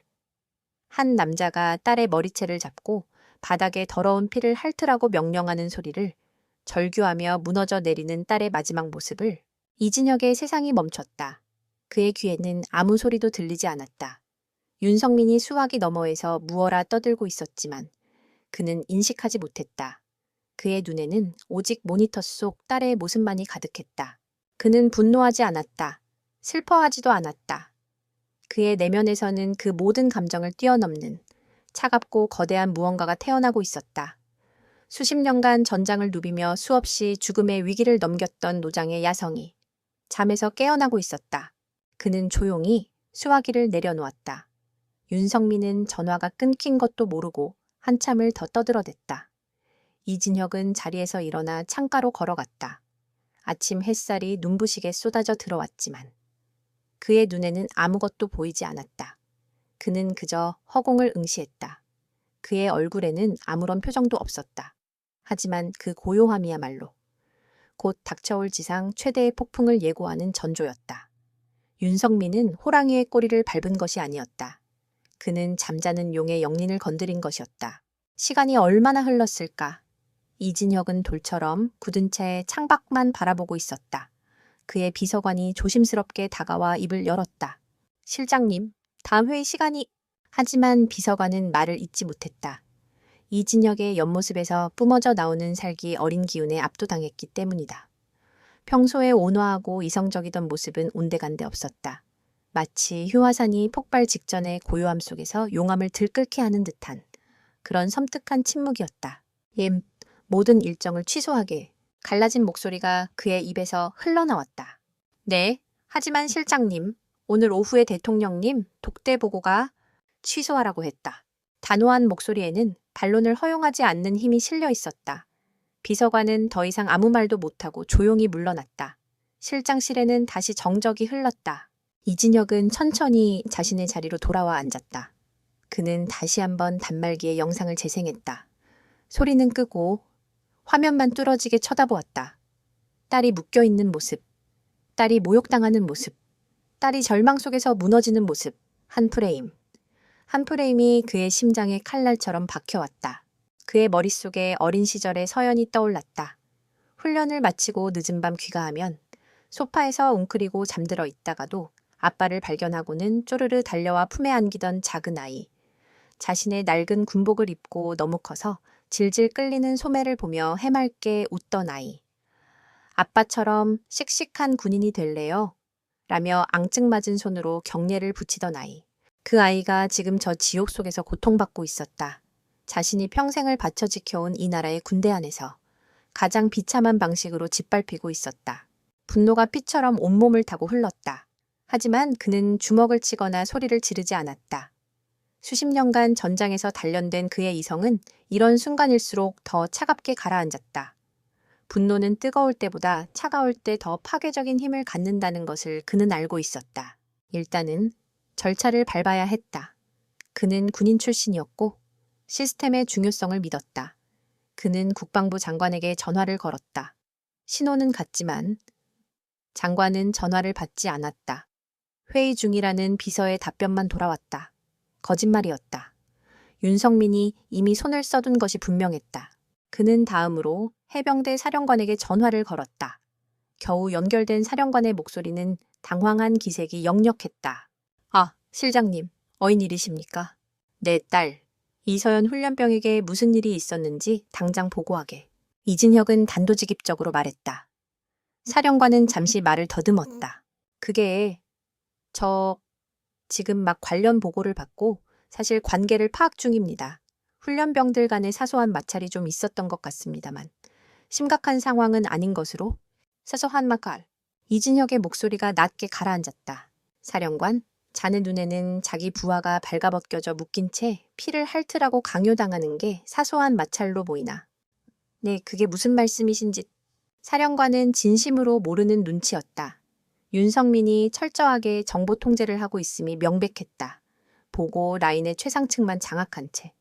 일선 지휘관들에게는 아무것도 알리지 않은 것이다. 이진혁은 더 이상 그와 대화하는 것이 무의미하다고 판단했다. 그는 전화를 끊고 마지막으로 윤성민에게 다시 전화를 걸었다. 이번에는 신호가 가자마자 바로 받았다. 기다렸다는 듯이. 네벤, 실장님, 윤성민입니다. 영상은 잘 보셨습니까? 그의 목소리에는 숨길 수 없는 비웃음과 승리감이 묻어 있었다. 윤 국장, 제인, 지금 무슨 짓을 하고 있는지 알고 있나? 무세운 짓이란요? 저는 그저 제 직무에 따라 군 기강을 바로 세우고 불필요한 잡음이 외부로 새어나가지 않도록 관리하고 있을 뿐입니다. 관리 내 딸을 정치적 인질로 삼고 나를 협박하는 게 자네가 말하는 관리인가? 해요. 말씀이 지나치십니다. 실장님, 저는 그런 대단한 사람이 못 됩니다. 다만 이 일이 언론에 알려지면 따님에게도 그리고 실장님과 대통령님께도 좋을 게 없다는 말씀을 드리는 겁니다. 그러니 이 문제는 제게 맡겨주시고 조금만 기다려주시지요. 제가 깔끔하게 처리하겠습니다. 이제 모든 것이 명확해졌다. 윤성민은 이 사건을 해결할 생각이 없었다. 그는 시간을 끌며 이진혁을 애태우고 언론에 흘린 정보가 발효되어 정치적 스캔들로 터져 나오기만을 기다리고 있었다. 그동안 서연은 계속해서 그 지옥 속에 방치될 것이었다. 공식적인 시스템은 완전히 마비되었다. 자신이 평생을 바쳐 쌓아 올린 군이라는 조직이 지금은 윤성민 같은 정치꾼의 손에 의해 자신을 옥죄는 덫이 되어 있었다. 이진혁은 조용히 눈을 감았다. 서연아, 아빠가 미안하다. 네가 옳았다. 내가 만든 이 그림자가 결국 너를 위험에 빠뜨렸구나. 그는 더 이상 망설이지 않았다. 원칙과 절차를 지키려다가는 딸을 잃을 수도 있었다. 이제 그는 대통령, 비서실장도, 전직 합참의장도 아니었다. 그는 그저 딸을 구하러 가는 아버지였다. 그리고 아버지는 자식을 위해서라면 악마와도 기꺼이 손을 잡는 존재였다. 그는 자리에서 일어나 비서실 안쪽에 있는 작은 개인 집무실로 들어갔다. 그곳에는 외부 도청이 불가능한 군용 특수 통신망, 레드라인이 설치되어 있었다. 그는 수화기를 들고 짧은 번호를 눌렀다. 신호가 2번 울리고 반대편에서 낯익은 목소리가 들려왔다. 충성, 박지훈 대령입니다. 국군 방첩사령부 지휘통제실장, 박지훈 대령. 그가 사성 장군 시절 그림자처럼 그를 보좌했던 가장 충직한 부하였다. 전장에서 생사를 함께 넘나들며 피보다 진한 신뢰를 쌓은 사이였다. 나르. 이진혁의 한마디에 박지훈의 목소리가 순간 굳어졌다. 그는 옛 주군의 목소리에 담긴 의미를 즉시 알아차렸다. 까가. 그는 이미 전역한 이진혁을 여전히 각하라고 불렀다. 자네에게 비공식적인 임무를 하나 맡기겠다. 지금부터 내 말은 자네 선에서 절대 비밀에 붙여야 한다. 어길 시에는 군법을 떠나 나와 자네의 인연도 끝이다. 명심하겠습니다. 지금 즉시 자네가 가장 믿는 최정예 요원들로 타격대 하나를 꾸려라. 무장은 개인화기로 하고 신분 노출이 안 되도록 사복 차림으로, 그리고 포항으로 갈 헬기 한 대를 준비해 모든 항적 기록이 남지 않는 유령 비행으로 준비하도록. 박지우는 아무것도 묻지 않았다. 주군의 목소리는 그가 따르던 시절 중에서도 가장 위급하고 단호했다. 이것은 명령이었다. 거부할 수도, 질문할 수도 없는. 목표는 어디입니까? 해병대 교육훈련단? 알겠습니다. 예상 도착 시간은 내가 용산 헬리포트에 도착하는 즉시 출발한다. 1시간 내로 준비를 마쳐라. 예, 가. 이진혁은 전화를 끊었다. 그는 전투복으로 갈아입기 위해 관저로 향했다. 옷장 깊숙한 곳에 보관해 두었던 훈장도 계급장도 없는 평범한 전투복. 그는 그것을 꺼내 입으며 거울 앞에 섰다. 거울 속에는 대통령 비서실장의 모습은 없었다. 오직 딸을 구하기 위해 다시 전쟁터로 나서는 한 명의 군인, 한 명의 아버지만이 서 있었다. 그의 눈은 더 이상 분노로 들끓지 않았다. 그 대신 모든 것을 얼려버릴 듯한 극한의 냉기가 자리 잡고 있었다. 윤성민은 판을 잘못 읽었다. 이진혁은 정치판의 룰에 따라 움직여줄 사람이 아니었다. 그는 스스로 판을 만드는 사람이었다. 그리고 지금 그는 윤성민과 황태수가 감히 상상조차 할 수 없는 그들만의 지옥을 만들어주기 위해 움직이기 시작했다. 포항으로 향하는 검은 헬기의 프로펠러가 돌기 시작했고 심판의 시간이 다가오고 있었다. 다음 날 포항의 하늘은 핏빛으로 물들어 있었다. 태풍이라도 올라오는 것인지. 아침부터 후텁지근한 공기가 대지를 짓눌렀다. 훈련소의 분위기는 그 하늘만큼이나 흉흉했다. 어제 있었던 끔찍한 사건 이후 훈련병들은 누구 하나 입을 열지 않았다. 그들은 마치 거대한 공포에 사로잡힌 양떼처럼 서로의 눈치만 살피며 조용히 움직일 뿐이었다. 이서연은 여전히 그 자리에 있었다. 밤사이 잠시 생활관으로 옮겨졌었지만 날이 밝자마자 황태수 상사는 그녀를 다시 국기 계양대로 끌고 나왔다. 어제의 로프가 그녀의 몸을 다시 올감했다. 하지만 오늘의 고통은 어제와는 차원이 달랐다. 물에 옵글해요. 황 상사는 차갑게 명령했다. 서연은 저항했지만 그는 인정사정 없이 그녀의 오금을 걷어찼다. 억! 하는 신음과 함께 그녀의 무릎이 아스팔트 바닥에 찧었다. 7월의 태양에 한껏 달궈진 아스팔트는 불판과도 같았다. 살이 타는 듯한 고통이 무릎에서부터 온몸으로 퍼져나갔다. 그거가 숙여. 그녀는 고개를 젓는 것으로 마지막 저항을 했다. 그러자 황 상사는 그녀의 머리채를 잡아채 바닥에 내리꽂았다. 그녀의 이마가 거친 아스팔트 바닥에 쓸리며 피가 흘렀다. 황 상사는 이제 그녀를 인간으로 대하지 않았다. 그는 자신의 권위에 감히 도전했던 죄인을 처단하고 그 과정을 전시함으로써 다른 이들에게 본보기를 보이고 있었다. 그는 이서연이라는 개인을 파괴함으로써 자신의 왕국에 감히 대항하는 자는 누구든 이렇게 된다는 것을 증명하고 싶었다. 김민주는 연병장 구석에서 그 모든 것을 지켜보고 있었다. 그의 팔은 어젯밤 응급처치로 임시 깁스를 한 상태였다. 부러진 팔의 고통보다 눈앞의 광경을 보면서도 아무것도 할 수 없다는 무력감이 그의 마음을 더 아프게 찔렀다. 그는 서연과 눈이 마주칠까 두려워 고개를 숙였다. 그녀를 위해 나섰다가 결국 그녀에게 더 큰 고통을 안겨준 꼴이 되었다. 죄책감이 그의 목을 졸랐다. 시간이 흐를수록 태양은 더욱 거세게 내리쬐었다. 서연의 의식은 점점 몽롱해져 갔다. 무릎의 감각은 사라진 지 오래였고 온몸은 탈수 증상으로 격렬하게 떨리고 있었다. 이대로 죽는 걸까? 그녀의 머릿속에 그런 생각이 스쳤다. 아버지의 얼굴이, 어머니의 얼굴이 희미하게 어른거렸다. 죄송해요. 결국 제 힘으로는 해내지 못했어요. 바로 그때였다. 멀리서 아주 희미하게 무언가 공기를 가르는 소리가 들려왔다. 처음에는 이명인 줄 알았다. 하지만 소리는 점점 더 크고 규칙적으로 변해갔다. 드르르르르르 헬리콥터 소리였다. 훈련소 근처로 군용 헬기가 지나가는 것은 드문 일이 아니었다. 훈련병들은 아무도 신경 쓰지 않았다. 황 상사 역시 마찬가지였다. 하지만 소리는 멈추지 않고 점점 더 가까워졌다. 마치 이 훈련소를 목표로 날아오는 것처럼. 뭐지? 한 훈련병이 고개를 들어 하늘을 쳐다보며 중얼거렸다. 그의 말에 다른 훈련병들도 하나둘씩 하늘을 올려다보기 시작했다. 황 상사도 귀찮다는 듯이 하늘을 쳐다보았다. 저 멀리 수평선 끝에서 검은 점 하나가 빠르게 다가오고 있었다. 그것은 일반적인 수송 헬기나 공격 헬기와는 모양이 달랐다. 날렵하고 위압적인 형태의 검은색 군용 헬기. 마치 암살자의 칼날처럼 매끄러운 동체를 가진 군사 기밀에 속하는 특수 침투용 헬기였다. 오늘 헬기 훈련 있었나? 황 상사는 의아한 표정으로 옆에 있던 하사에게 물었다. 님입니다. 금일 예정된 항공 훈련은 없습니다. 헬기는 고도를 낮추며 훈련소 상공으로 진입했다. 그 거대한 기체가 연병장 위를 선회하자 훈련병들 사이에서 술렁임이 일었다. 헬기는 착륙할 곳을 찾는 듯 잠시 공중에 머무르더니 이내 연병장 한가운데를 향해 똑바로 하강하기 시작했다. 미쳤나, 저기 사람이 있는데? 황 상사는 기겁하며 소리쳤다. 헬기의 프로펠러가 일으키는 하강풍은 그야말로 폭풍과도 같았다. 연병장의 마른 흙먼지가 거대한 회오리가 되어 하늘로 치솟았다. 훈련병들은 눈을 뜰 수 없어 비명을 지르며 흩어졌다. 막사와 천막들이 미친 듯이 펄럭였고 약하게 고정되어 있던 시설물들이 뽑혀져 날아갔다.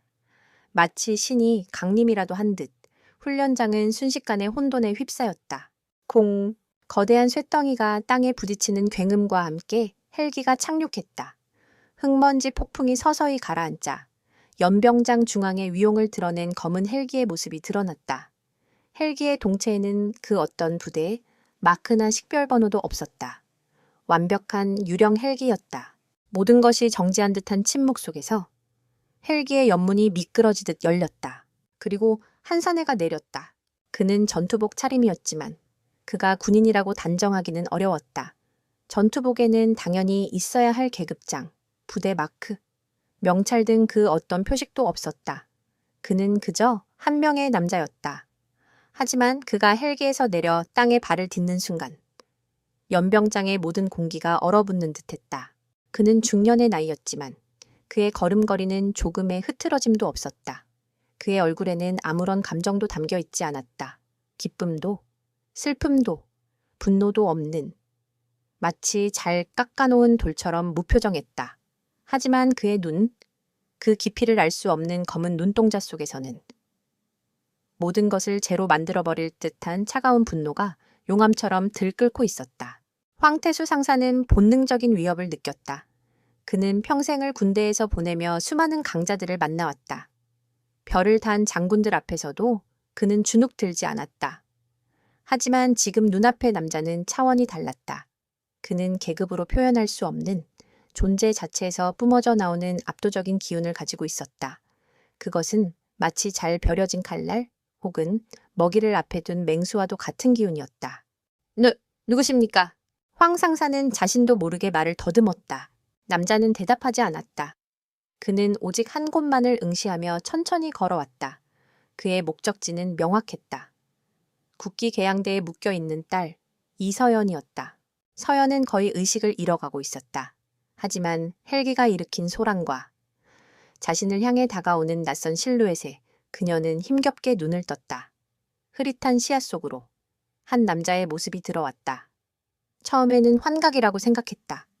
너무나도 보고 싶었던. 하지만 이곳에 있어서는 절대로 안 되는 사람. 묘지. 그녀의 입술이 소리 없이 움직였다. 남자는 딸의 20m 앞에서 멈춰섰다. 그는 딸의 처참한 모습을, 그 작은 몸에 새겨진 상처와 모욕의 흔적들을 자신의 눈에 하나하나 새겨 넣었다. 그의 무표정했던 얼굴 근육이 미세하게 경련했다. 그는 잠시 눈을 감았다. 그리고 다시 떴을 때 그의 눈에 남아있던 마지막 감정의 흔적마저 사라져 있었다. 이제 그는 완벽한 비정의 심판관이 되어 있었다. 그는 황 상세계로 고개를 돌렸다. 시선이 마주치는 순간 황 상사는 온몸의 피가 얼어붙는 듯한 공포를 느꼈다. 그것은 인간의 눈빛이 아니었다. 남자가 마침내 입을 열었다. 그의 목소리는 놀랍도록 차분했다. 내 놈인가. 그 한마디에 심판의 서막이 올랐다. 연병장의 공기는 더 이상 뜨겁지 않았다.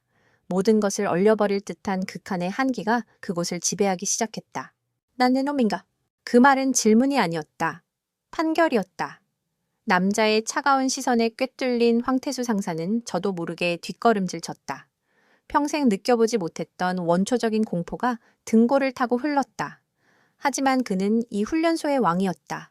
훈련병들 앞에서, 그리고 자신의 부하들 앞에서 이대로 무너질 수는 없었다. 그는 애써 두려움을 감추고 목소리를 높였다. 당신 누군데 허락도 없이 군사시설에 무단으로 착륙하는 거야. 소속과 계급을 밝혀라, 당장. 그는 자신의 권위를 되찾기 위해 발악하듯 소리쳤다. 하지만 남자는 그를 없는 사람 취급했다. 그는 황 상사의 옆을 스쳐 지나 조금의 망설임도 없이 딸에게로 향했다. 마치 길가의 돌멩이를 지나치듯 완벽한 무시였다. 그것은 황 상사의 자존심에 결정적인 타격을 입혔다. 분노가 공포를 집어삼켰다. 이봐, 내 말 안 들려. 그는 남자의 어깨를 붙잡으려고 손을 뻗었다. 그 순간이었다. 헬기에서 또 다른 인물들이 내렸다. 검은색 사복 차림의 귀에는 통신용 이어피스를 꽂은 건장한 체격의 사내들이었다. 그들은 그림자처럼 소리 없이 움직여 순식간에 황 상사의 앞을 막아섰다. 그들의 눈빛은 감정이 배제된 오직 임무만을 위해 존재하는 기계의 그것과 같았다. 물러서? 가장 앞서 있던 사내가 낮고 위압적인 목소리로 말했다. 그의 품 안에서 언뜻 보이는 권총 손잡이가 황 상사의 눈에 들어왔다. 황 상사는 꿀꺽 마른 침을 삼켰다. 이들은 일반적인 헌병이나 병사들이 아니었다. 훈련된 살인 기계와도 같은 그런 종류의 인간들이었다. 그 사이 아버지는 딸의 앞에 무릎을 꿇었다. 이진혁은 딸의 엉망이 된 모습을, 찢어진 이마의 상처와 피멍이 든 무릎, 로프에 쓸려 상처투성이가 된 발을 하나하나 눈에 담았다. 그의 심장이 갈갈이 찢어지는 것 같았다. 하지만 그는 감정을 드러내지 않았다. 지금은 슬퍼할 때가 아니었다. 그는 능숙한 손놀림으로 서연의 몸을 올가맨 로프를 풀기 시작했다. 매듭 하나하나를 푸는 그의 손길은 더없이 조심스러웠다. 마치 깨지기 쉬운 보물을 다루는 듯했다. 로프가 모두 풀리자 서연의 몸이 힘없이 그의 품으로 쓰러졌다. 긴장이 풀리는 순간 참았던 모든 서름이 한꺼번에 터져 나왔다. 아바, 흐흑, 아바. 서연은 어린아이처럼 울부짖으며 아버지의 품을 파고들었다. 이진혁은 딸의 작은 몸을 힘껏 끌어안았다. 딸의 떨림이. 그녀가 겪었을 공포와 고통이 그대로 그에게 전해져 왔다. 괜찮다, 서연아. 그는 딸의 등을 토닥이며 속삭였다. 이제 다 끝났다. 아빠가 왔다. 그는 자신의 전투복 상의를 벗어 속옷 차림으로 떨고 있는 딸의 몸을 감싸주었다. 그의 품에 안겨 아버지가 입혀준 옷을 덮는 순간 서연은 마침내 자신이 안전하다는 것을 느꼈다. 지옥 같던 시간의 끝이었다. 이 감동적인 부녀의 재회가 이루어지는 동안 연병장의 다른 한편에서는 얼음처럼 차가운 심판이 진행되고 있었다. 사복 사내들을 이끌고 온 중령 계급장을 단 군인이 황 상사에게 다가왔다. 바로 박지훈 대령이었다. 비공식 임무였기에 그는 자신의 계급을 대령이 아닌 중령으로 위장한 상태였다. 그는 황 상사의 눈앞에 자신의 신분증을 내밀었다. 국군방 첩사령부 지휘통제실장 박지훈 중령. 황태수 상사의 눈이 절망적으로 커졌다. 방첩사, 령부 군대 위의 군대. 대통령 직속의 비밀 경찰, 장성들조차 벌벌 떨게 만드는 저승사자들이 왜 이곳에 황태수 상사. 박지훈의 목소리에는 일말의 감정도 실려있지 않았다. 봉화는 군형법 제211조에 의거. 기관을 직권남용, 불법 감금, 가혹행위 및 폭행치상 혐의로 현 시간부로 긴급 체포한다. 기관은 묵비권을 행사할 수 있으며 변호인을 선임할 권리가 있다. 이럴 순 없어. 내가 뭘 잘못했는데 나는 훈련 교관으로서 군 기강을 바로 잡으려 했을 뿐이다. 이건 월권이야. 나는 해병대 사령부 소속이다. 너희가 나를 체포할 권한은 없어. 황 상사는 미친 사람처럼 소리쳤다. 하지만 방첩사 요원들은 그의 말을 들은 척도 하지 않았다. 2명의 요원이 그의 양팔을 꺾거등 뒤로 돌리고 차가운 수갑을 채웠다. 철컥 하는 소리와 함께 훈련소의 왕이던 그의 시대는 끝이 났다. 이거 다 왜 놓으란 말이야. 그의 발악은 공허한 메아리가 되어 흩어졌다. 박성호 하사 그리고 거기 넣어. 박지우는 손가락으로 어제 김민준을 집단 폭행했던 무리들을 정확히 지목했다. 전원 같은 혐의로 체포해. 잘못했습니다. 살려주십시오. 그들은 바닥에 무릎을 셔츠 꿇고 빌었지만 요원들은 기계처럼 움직여 그들을 모두 제압했다. 이 모든 과정은 불과 5분도 채 걸리지 않았다. 훈련소의 지휘 계통은 완벽히 무시되기였다. 이곳은 이제 대한민국 해병대의 훈련소가 아니라 국군 방첩 사령부의 특별작전 구역이 되어 있었다. 딸을 부축해 일으킨 이진혁은 박지훈에게 다가갔다. 민간병원으로 후송해 최고의 의료진으로 붙이도록. 예, 각하. 헬게임이 응급구조사와 군의관이 대기 중입니다. 이진혁은 고개를 끄덕이고는 피투성이가 된 채 깁스를 하고 서 있는 김민준에게로 시선을 돌렸다. 저 훈련병도 함께 이송해. 그리고 모든 치료는 국가가 책임진다. 저 훈련병이 겪은 신체적, 정신적 피해에 대해 최고의 보상을 하도록 조치하게. 알겠습니다. 그리고 박대령? 이진혁의 목소리가 한층 더 낮아졌다. 지금 즉시 이 부대 전체를 폐쇄하게. 부대장부터 시작해서 모든 장교와 부사관들을 격리 신문해. 누가 이 사실을 알고 있었는지, 누가 방관했는지, 누가 동조했는지. 샅샅이 파헤쳐. 단 한 명의 예외도 두지 마. 썩은 뿌리는 완전히 도려내야 한다. 그의 말은 명령이자 선고였다. 모든 통신망을 장악하고 외부와의 연락을 전면 차단해. 특히 국방부의 윤석민 국장 라인에서 오는 연락은 보고 없이 모두 차단하도록 명심하겠습니다. 각하. 박지훈은 허리를 숙여 경례했다.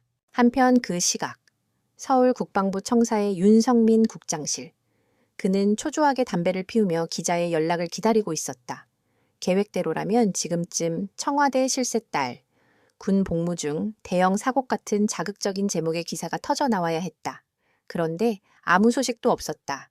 그는 포항훈련소 단장에게 전화를 걸었다. 하지만 전화기는 꺼져 있다는 안내만 나올 뿐이었다. 불길한 예감에 휩싸인 그는 자신의 정보 라인을 총동원해 포항 쪽 상황을 알아보라고 지시했다. 얼마 뒤 믿을 수 없는 보고가 들어왔다. 노 국장님, 큰일 났습니다. 현재 포항 해병대 훈련소가 완전히 폐쇄되었습니다. 식별불명의 특수부대가 부대 전체를 장악했고 외부와의 모든 통신이 두절된 상태라고 합니다. 뭐라고 특수부대? 윤성민의 손에서 전화기가 떨어졌다. 그는 그제야 자신이 얼마나 끔찍한 실수를 저질렀는지 깨달았다. 이진혁은 자신이 쳐놓은 정치판에 룰대로 움직여주지 않았다. 그는 아예 판 자체를 엎어버린 것이었다. 그는 정치인이 아니라 군인이었다.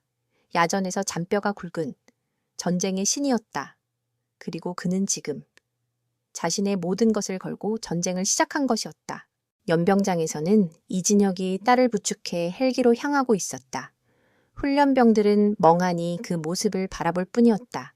그들에게 이진혁은 마치 신화 속 인물처럼 보였다. 그가 헬기에 오르기 전 마지막으로 훈련병들을 향해 돌아섰다. 그의 시선은 두려움에 떨고 있는 젊은이들의 얼굴 하나하나를 천천히 훑었다. 그리고 그는 나지막이 하지만 모두가 들을 수 있는 목소리로 말했다. 오늘 이후로 대한민국 군대에서 명령이라는 이름 아래 인간의 존엄성을 짓밟는 일은 없을 것이다. 만약 또다시 이런 일이 벌어진다면 그때는 내가 직접 이곳으로 돌아온다. 내 말을 뼈에 새겨라. 그의 말을 끝으로 헬기 문이 닫혔다. 거대한 프로펠러가 다시 돌기 시작하고 검은 헬기는 미련 없이 하늘로 솟아올랐다. 헬기가 떠난 자리에는 겁에 질린 훈련병들과 자신들의 운명을 예감하며 절망에 빠진 부대 간부들, 그리고 모든 것을 얼려버릴 듯한 심판의 기운만이 남아 있었다. 한 달 후 서울 용산 국방부 컨벤션 센터 대강당. 강한 군대, 인권으로부터라는 슬로건 아래 정훈 주요 지휘관 및 인권 담당관을 대상으로 한 정책 세미나가 열리고 있었다. 포항 해병대 훈련소에서 벌어졌던 전대미문의 사건은 군 전체를 발칵 뒤집어 놓았고 이것은 군 수뇌부의 대대적인 자성과 개혁 의지를 보여주는 자리였다. 강당에 500여 석은 육해공군 및 해병대의 별들로 가득 차 있었다.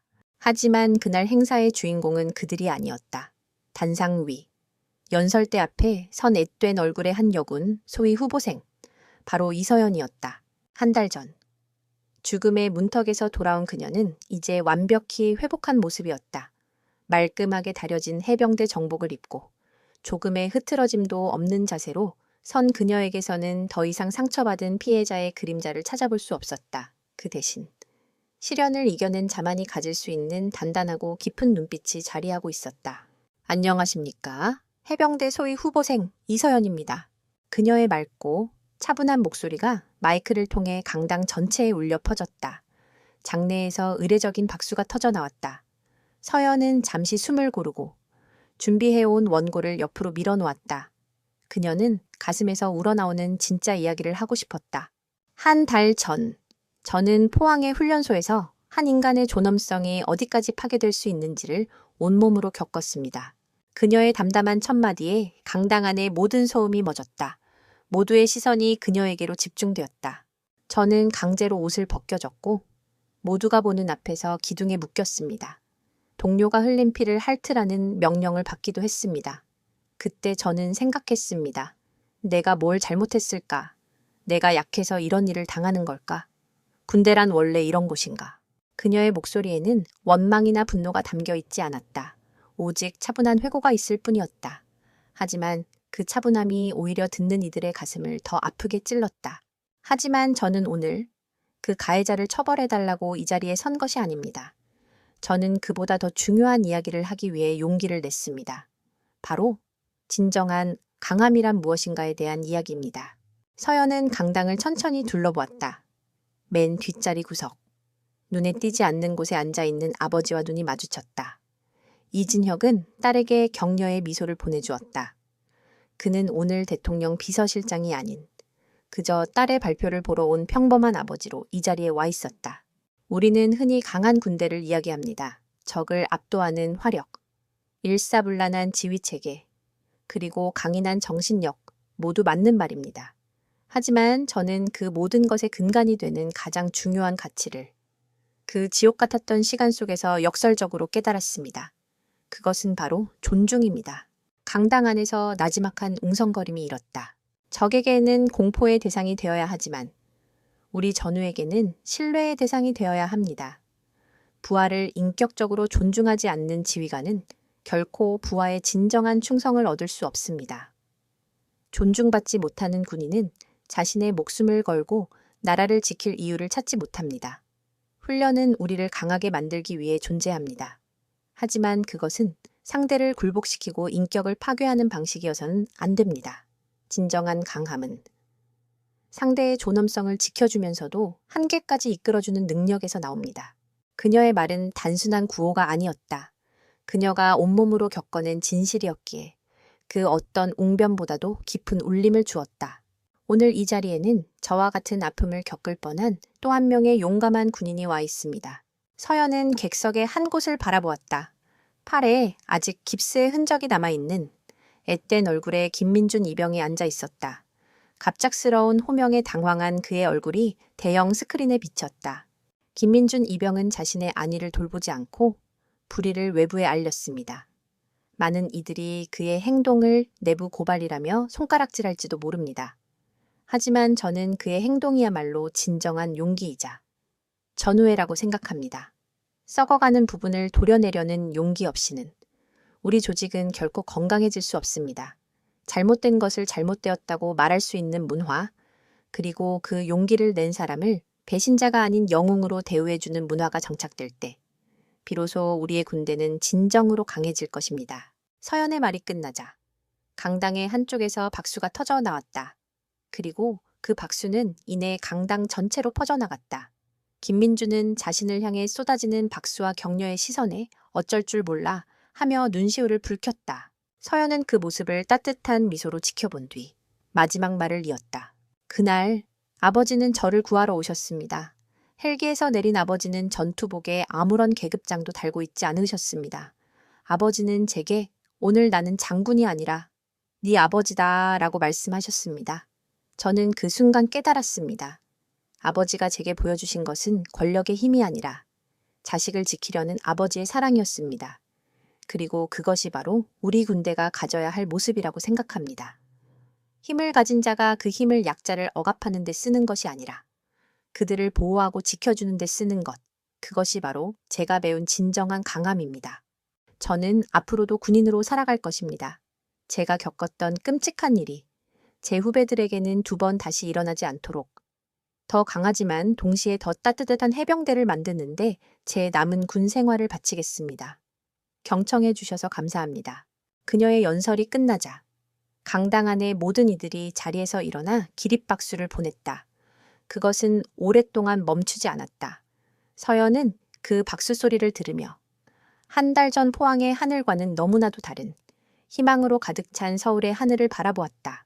세미나가 끝난 후 많은 이들이 서연에게 다가와 격려의 말을 건넸다. 이진혁은 멀리서 그 모습을 자랑스럽게 지켜보다가 조용히 밖으로 나와 그녀를 기다렸다.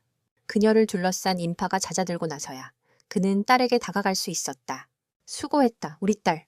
아, 배우지? 서연은 환하게 웃었다. 그 미소는 한 달 전의 고통을 모두 녹여버릴 만큼 눈부셨다. 이제 정말 제 힘으로 일어선 것 같아요. 그래, 너는 원래 강한 아이였다.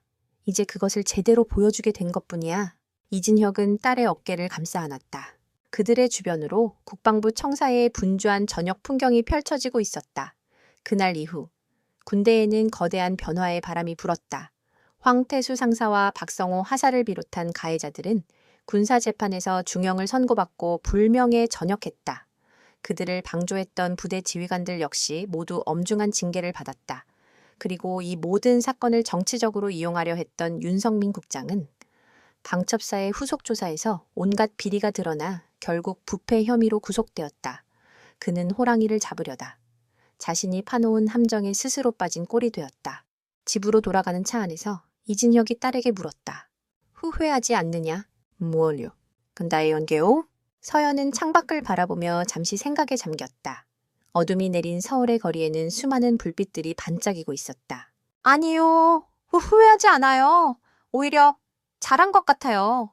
이제야 비로소 제가 어떤 군인이 되고 싶은지, 어떻게 살아가야 하는지 알게 되었거든요. 그녀는 고개를 돌려 아버지를 바라보았다. 진짜제 싸움은 이제부터 시작이니까요. 그녀의 눈빛은 그 어느 때보다도 단단하고 자신감에 차 있었다. 이진혁은 만족스러운 미소를 지었다. 딸은 이제 그의 보호가 필요한 연약한 존재가 아니었다. 스스로의 길을 개척해 나갈 준비가 된 진정한 강함을 가진 한 명의 독립된 군인이자 한 명의 성숙한 인간으로 성장해 있었다. 차는 서울의 야경을 가르며 조용히 달렸다. 포항의 지옥 같던 여름은 지나갔지만 그 여름이 남긴 교훈은 부녀의 가슴에 그리고 대한민국 군대의 역사에 영원히 새겨졌다. 그것은 절망 속에서 피어난 희망의 증거이자 더 나은 내일을 향한 새로운 여정의 시작을 알리는 신호탄이었다.